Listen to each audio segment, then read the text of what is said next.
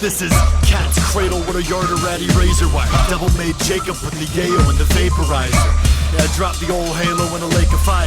You packed your Game Boy, kid, this can take a while. My inner demons intervening in their pot. So why'd you call the new album Tap on the Glass? I was wandering through the woods. I was visiting DC on a hot day, and I let myself get a little lost. And I found a zoo. I just walked into a zoo. It's a bizarre experience when you're walking through the woods one moment and then you're in a zoo the next moment. And all the enclosures said, please don't tap on the glass on them. And it reminded me of some lyrics that I'd been writing. I had like tucked away in a drawer about a lion that like it was ready to while out and escape and maul the audience. I mean, I eventually wrote what would become the title track, kind of, right? And as I wrote the rest of the record, it became clear that it was about voyeurism and the feeling of being watched, and that became a common thread throughout the whole record. Where do you live now? I'm in Portland, Oregon. Oh, and you were in DC at the time. Well, my brother lives in DC. Okay. I lived in Queens for 10 years, and I was out on Long Island for years before that. And so DC was easy to get to. Not a lot of people know I live in Portland, by the way. I think that's a reveal. Oh, wow. Okay. What brought you to Portland? Well, I wrapped up a lot of things in New York. Job well done, like I accomplished a lot of my goals, and I started seeing somebody that lived in Portland, and I was like, I'm young.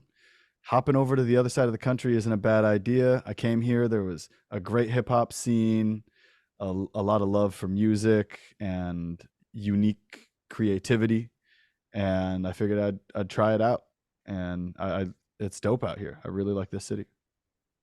Okay. I've never been there, but I've heard good things. Oh yeah. Well, I've also heard they got a lot of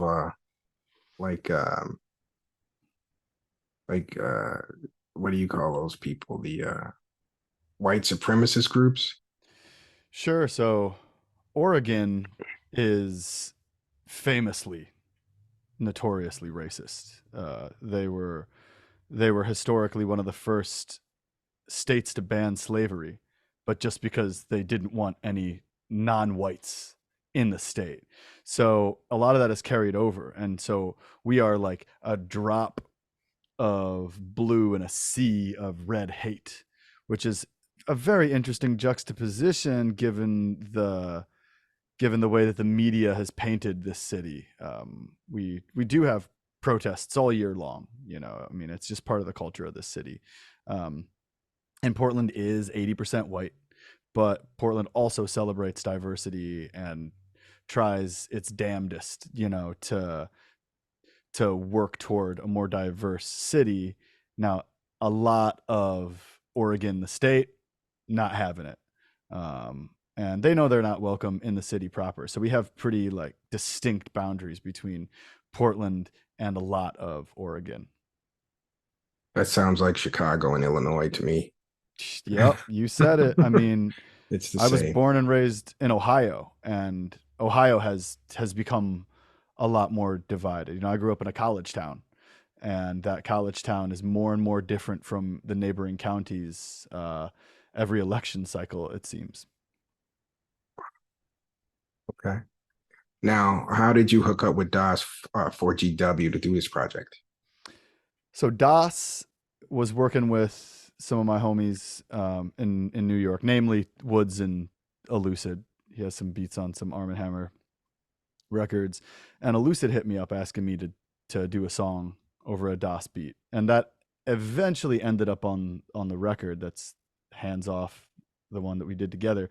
But after Elucid had me on that track, I was like, I like this dude's beats.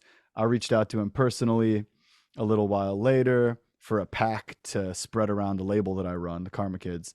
And my plan was to get some of my artists that wanted beats from me, his beats, because I don't produce like that. Like I love to produce, but I focus more on writing and running a label and videos, and it just I kept writing to his beats, and it turned into to a full project. I mean, he's all the way out in Australia, so the correspondence definitely, it took some time. It took some back and forth, but we took an EP pre-pandemic, and I just hunkered down during quarantine and finished up, made it a full length.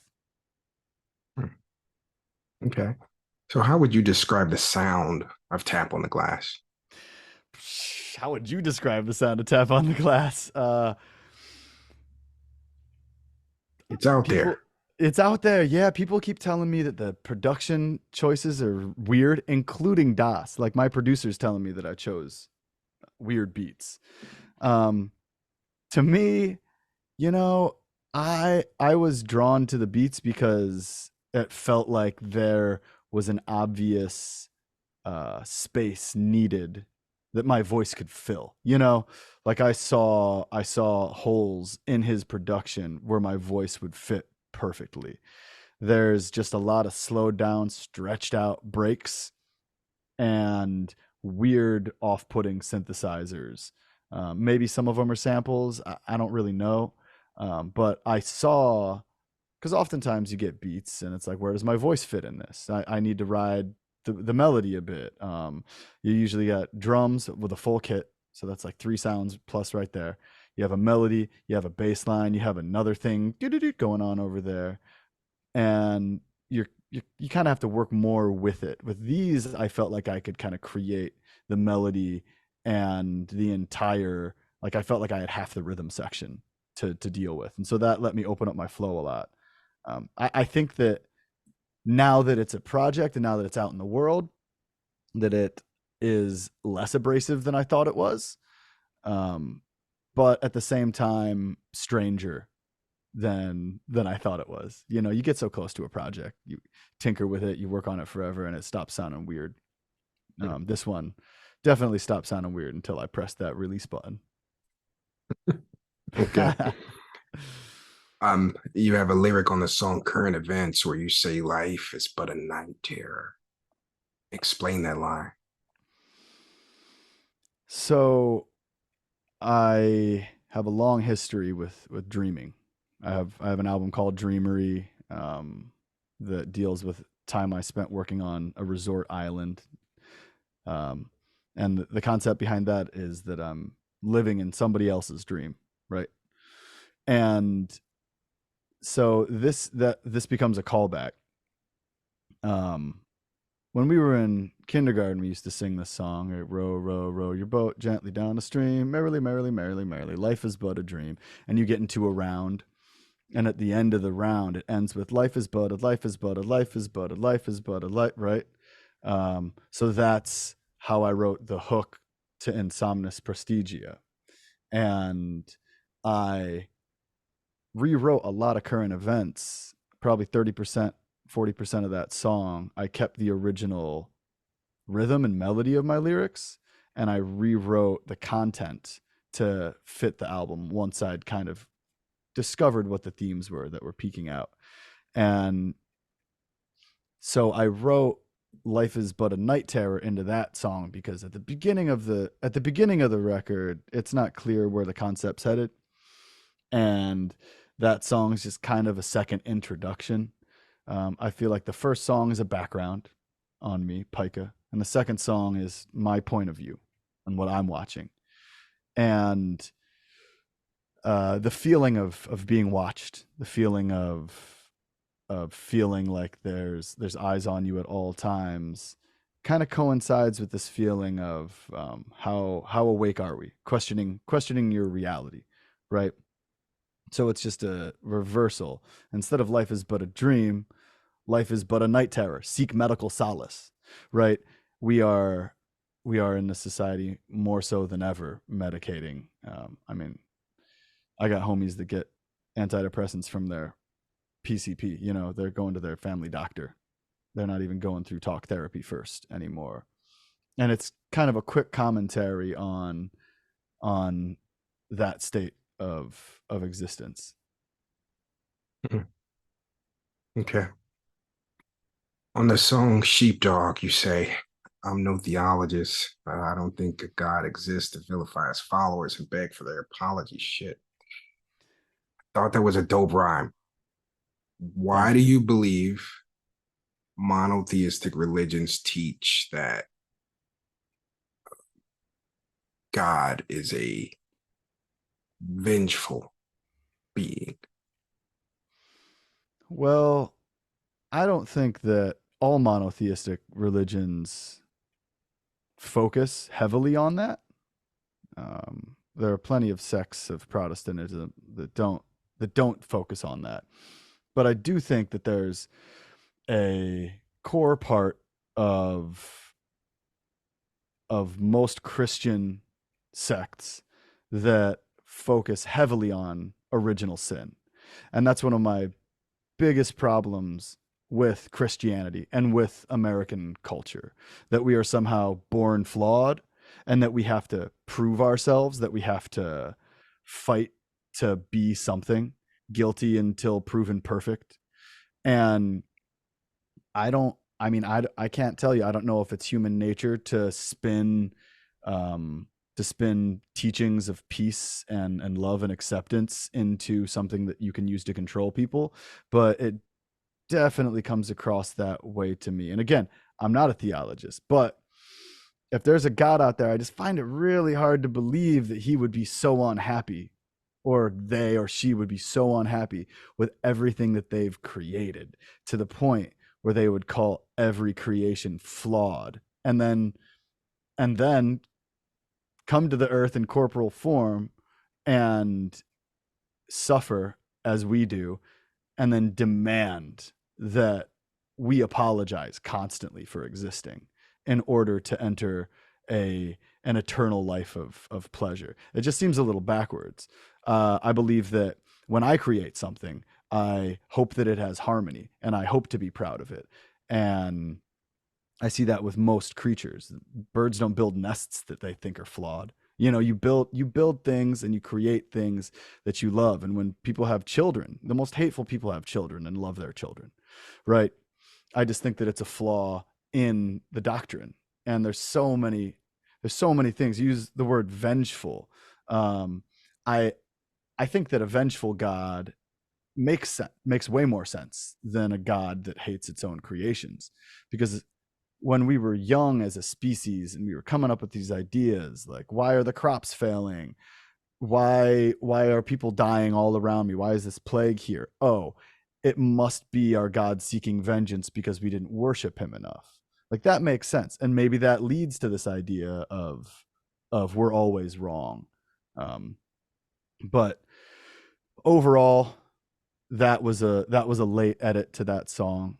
I no longer enjoy criticizing without offering my stance, and possibly a solution, and at least leaving something open ended for a conversation. Okay. Um, what's the inspiration behind this song, Get Me Out? Void caught back at a boy too long might make a made man wanna jump ship. Sorta goddamned at a point if he launched. Kinda goddamned if he just sticks. A voyage planned by a docile man is a folktale fastened in comforts. Voice box tavern, employed too often a prey to a vast assumption. Sorry, not a surface rat. To serve a man, I'm not a circus act. Pardon my apology, mercy isn't natural, I prefer med attachment. Funny not funny how they're certain I won't skirt this planet with my circuits intact. I'm a responder, I'm a receiver, I wanna leave here, I wanna believe here, I wanna believe. I can remember where and when I wrote almost every song I've ever written, and I just cannot remember when and where I wrote Get Me Out. I do know that it was one of the later songs I wrote for the record, and I was inspired by my homie Googie. He has a song called Quasars. Beautiful song about traveling the universe.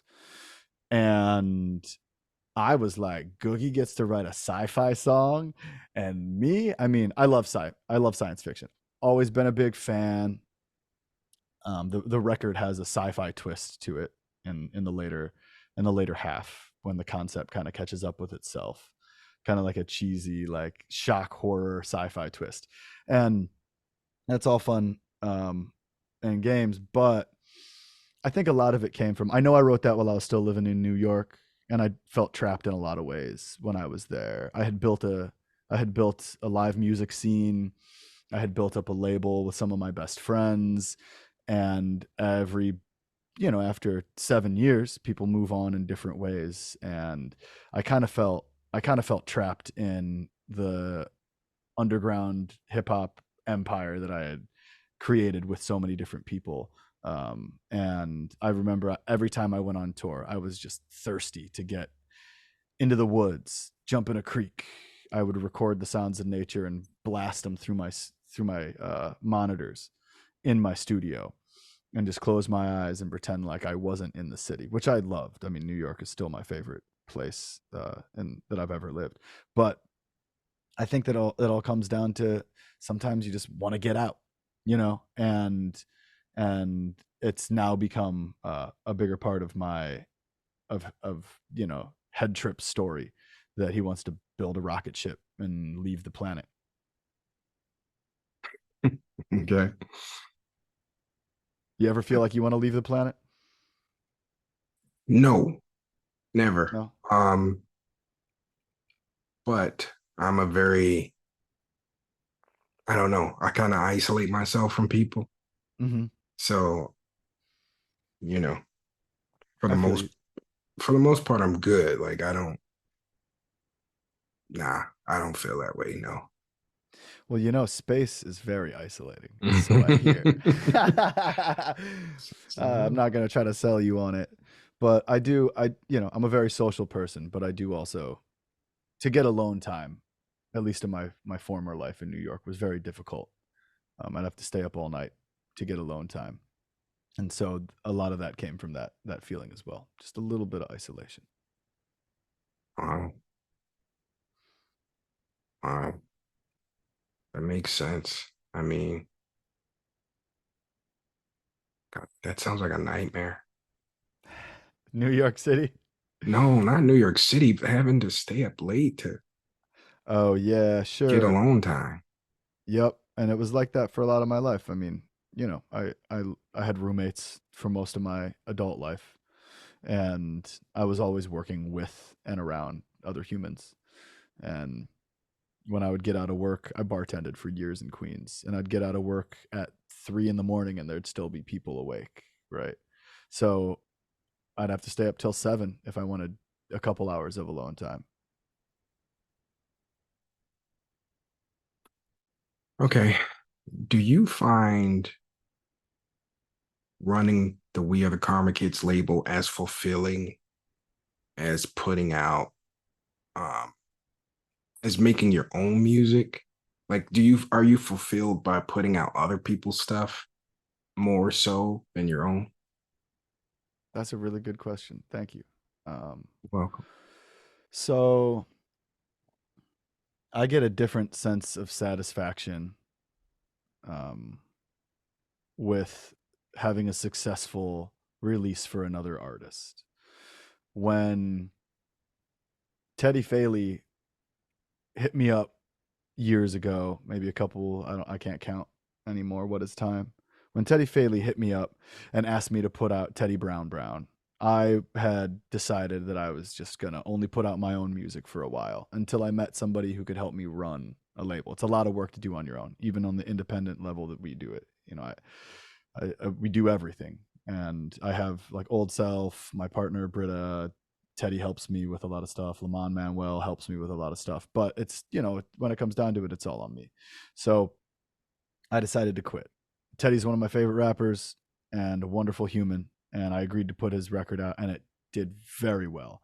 And the feeling that I got from that record doing really well, I couldn't have accomplished on my own, because I'm personally never satisfied with the response to any of my records. And I don't strive for satisfaction in that regard. Like, that's okay with me to not be satisfied. I don't mind it. I'm always going to make music, and I'm always going to put it out. It's not a question of if I'm going to continue to create. But having the public and Teddy's audience and the Karma Kids audience that maybe didn't know too much about Teddy respond so well to his record inspired me to write better, to work harder, to live better. Um, I genuinely love to see people succeed. I'm a very empathetic person, and having him be so happy with his release only inspired me to do more. Same with Miles Cook. I mean, Miles Cook, this debut album, and it was successful. Miles was happy, we were happy with it.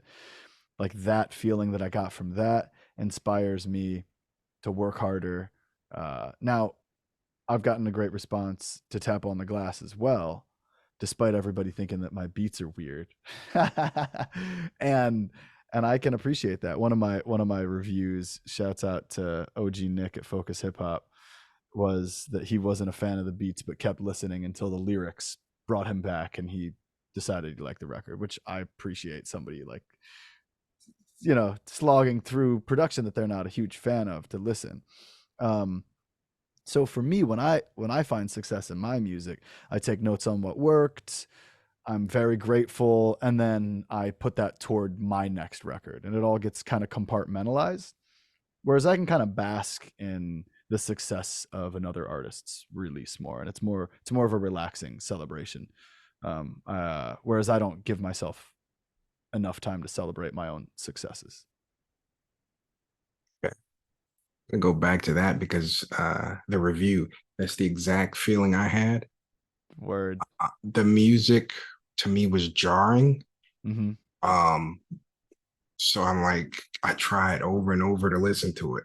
Like, I can't listen to this. And then I focus on the lyrics. Mm-hmm. So I'm like, okay, I'm getting it now. Like I'm feeling this a little bit more because um it's, you know what it reminded me of, and not in this way. Sure. When Kanye West did Yeezus, and Sure. it was like so different from Yep. everything else he had done. Does a left turn. Yeah, yeah. It kind of not in the same way, but similar in that it was like, whoa, out the gate, you know. Yeah, yeah, I feel you. I feel you. I thank you so much for giving it a few chances. I know that at first you were like, not this, not this one. And then you were like, you know what? Let's do this. And I really appreciate that. Giving something one listen is is something that I'm so grateful to everybody that's done that. And to give it multiple tries, I'm extremely grateful for that. Das asked me if we could put Get Me Out first on the record to kind of ease people into it. And while I thought that was a great idea, we had already mastered the record at that point, and I was kind of married to the track sequence. Um, and so we put that record out as the single. Um, I had shot a video for it already, and that's how we introduced people to the record. I think that was a really good idea. Maybe if I would have gone back and done it again, I would have switched up the track order. But I love these beats, and I my background is maybe 75% hip hop, 25% punk rock, and that's a hard 25%. You know, I've played tons of basement shows. I've played tons of punk shows. So to me, the abrasiveness doesn't even phase me. You know, I don't feel like I'm on Death Grip's level. I'm not screaming on the record. I toned down my own vocal performance a lot on this album from previous albums. I could have screamed the whole time. Didn't feel like it was appropriate or necessary. And maybe I'll remix the whole record. I don't know. We'll see. I still love the beats. Okay, last question, man. Who was the Tap on the Glass album made for? Hmm. That's another great question. Thank you. Thank you. I write all of my music for myself. All of my lyrics, all of my songs. I have 3 songs that I can think of that I wrote for people who are really important to me. but those songs are still for me. The version of me that I write my music for isn't the person you're talking to right now, but rather a culmination of myself when I first discovered hip hop in the first 6 years, of me figuring out that the lyrics I was writing are better as rap lyrics, um, and that I could then fit in once I heard Gorillaz, Outkast, and then finally Aesop Rock. I was like, oh, I can get weird with this. Like, I can do this. Like, this is my lane. So I keep him in mind a lot when I write my lyrics. I want to create music that you can return to over and over again. Find little things here and there. Start to find threads that connect a whole project. Have a beat drop in the left while I whisper something in the right, so that I can play tiny audio illusion tricks on you as I make it. So as I continue to tinker, I am then making the record for an audience that I don't have yet. Now, I love all my listeners. Like, again, I'm so grateful that anybody takes the time to listen to my weird ass beats and my dense ass off kilter lyrics. But I also want to draw first time listeners in with every project. So I spend a lot of time tinkering, switching beats up, talking to my producer, and then we end up cleaning it up in the mastering process so that it's actually listenable. But I would say, to reiterate, to summarize, I write for myself and the people that exist in my head.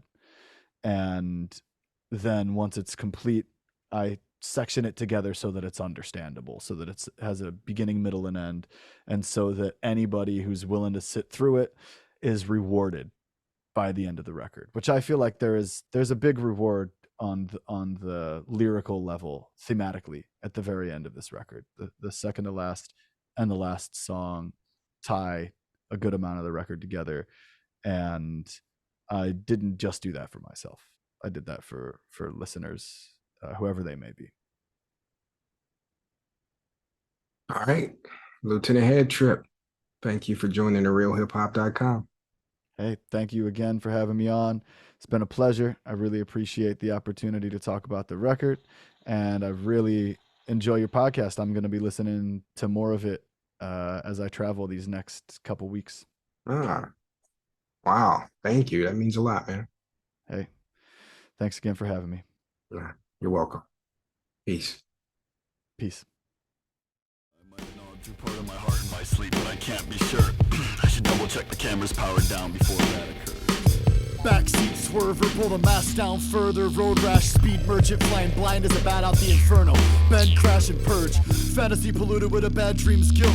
Nap exclusively in the casket still. Latched and nailed. Autobiography misconstrued as a fanfic film produced by a sensationalist. I just can't mourn the expirations of the characters I don't relate with. Take a door.